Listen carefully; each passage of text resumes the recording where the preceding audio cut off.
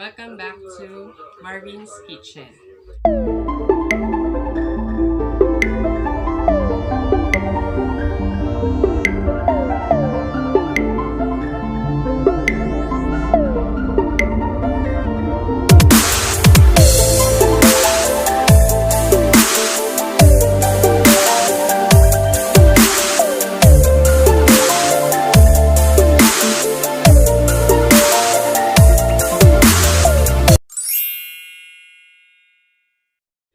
So guys, ngayong araw ay gagawa tayo ng puto cheese or kakanin. Gamit ang harina, hindi yung kanin na tinatawag nilang puto. So we have here ingredients first. Meron tayong flour, meron tayong sugar, powdered milk, baking powder, salt, vanilla extract, margarine, egg, water, and I have here grated cheese. At saka, materials na gagamitin natin ay ang ito, kaserola, tapos steamer, at saka scraper, fork, mixing bowl,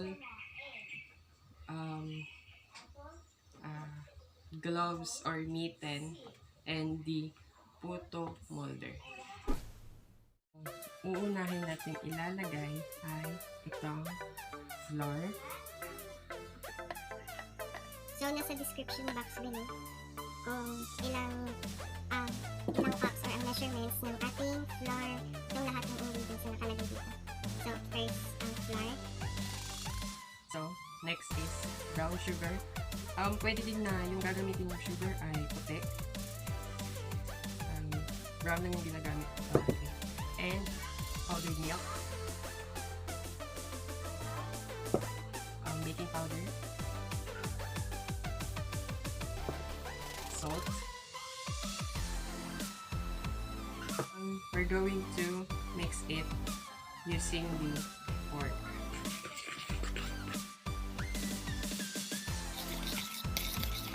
So, ayan. Hahaluin natin sila. So, make sure na yung flour nyo ay sifted. Or, ginamitan nyo siya ng sifted. So, matapos nyo haluin lahat ng dry ingredients, isusunod natin ang water.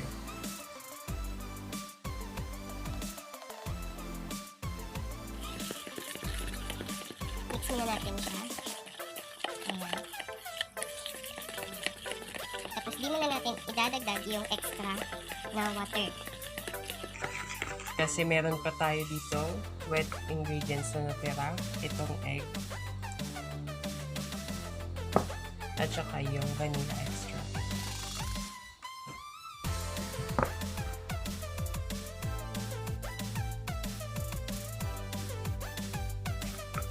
So, ang ginagamit nitong scraper, from the word scrape, meaning yung mga sobrang dito vanilla.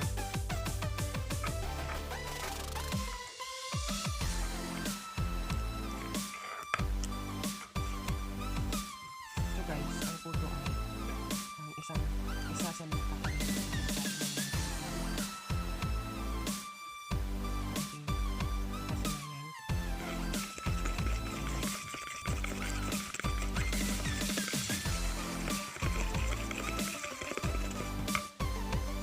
Next is yung margarine.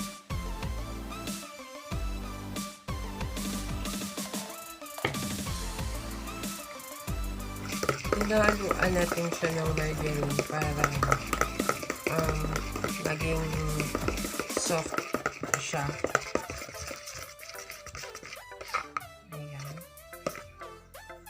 Tapos, itong grated cheese natin ay pwede nating ihalo dito at saka pwede natin siyang topping. So, ang gagawin natin is punan natin siya ng 1 tablespoon lang. Ayan. Para naman maging malinamnam yung ating puto cheese.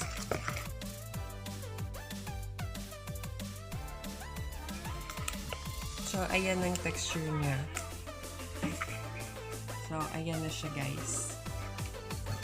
Ito na yung ating puto cheese. So, ito na yung ating puto molder. Ito. Ready na natin sila.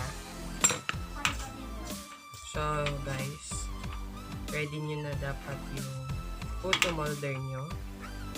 Ayan. Make sure na walang tubig or mga droplets ang inyong puto molder. Ayan. Lalagay tayo ng 20 puto molders. Dahil di tayo sure kung magkakasya ba yung ating puto mixture sa 20 na puto molder. Para pareho-pareho yung pare-pareho yung kanilang sukat. Dapat meron kang gagamitin na it's either ito, kutsara, or yung isang tablespoon na yung ganito,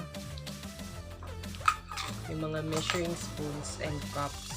Pero wala yung 1 tablespoon ko, kaya itong gagamitin natin.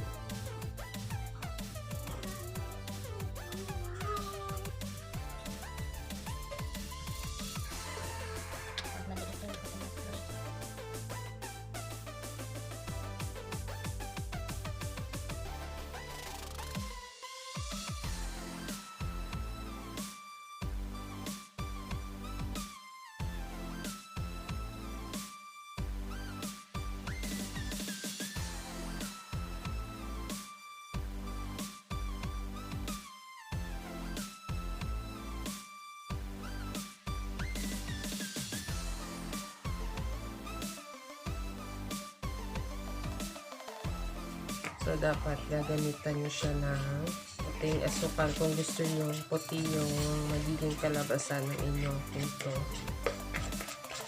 So guys, ito, nakagawa tayo ng 24 pieces.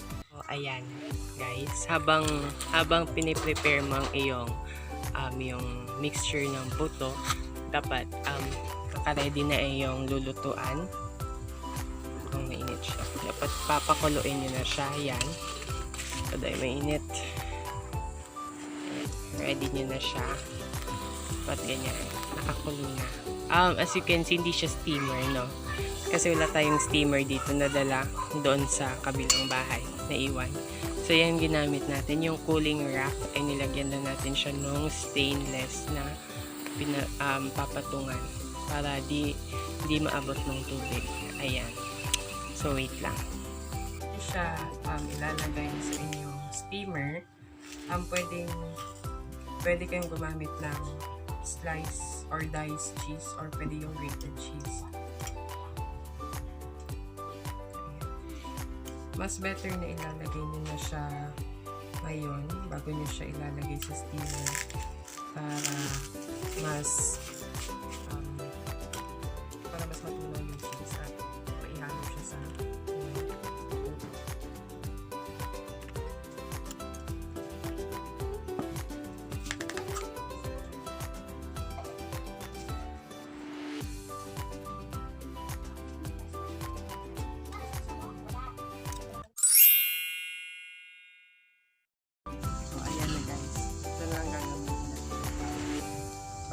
lang. Dahil sigurado ako pag di siya balance, mabubutos ito lahat.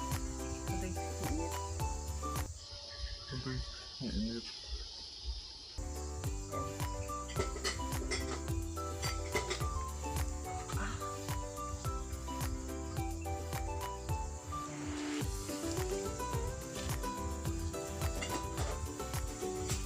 Walo lang ating ilalagay dahil di na siya mag-kasya. Tapos tatakpan natin.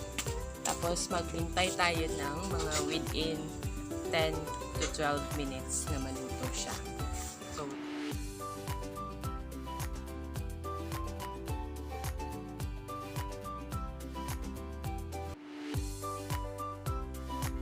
yun na. Tanggal pa lang niya sa ating steamer. So, ayan.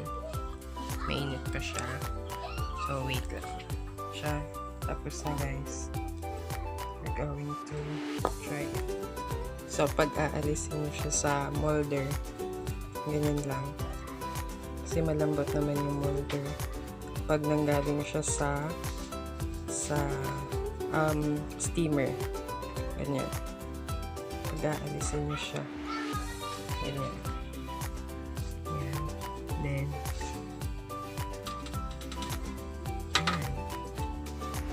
ayan na siya.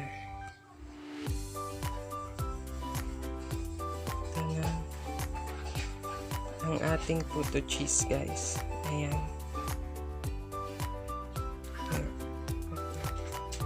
Ito.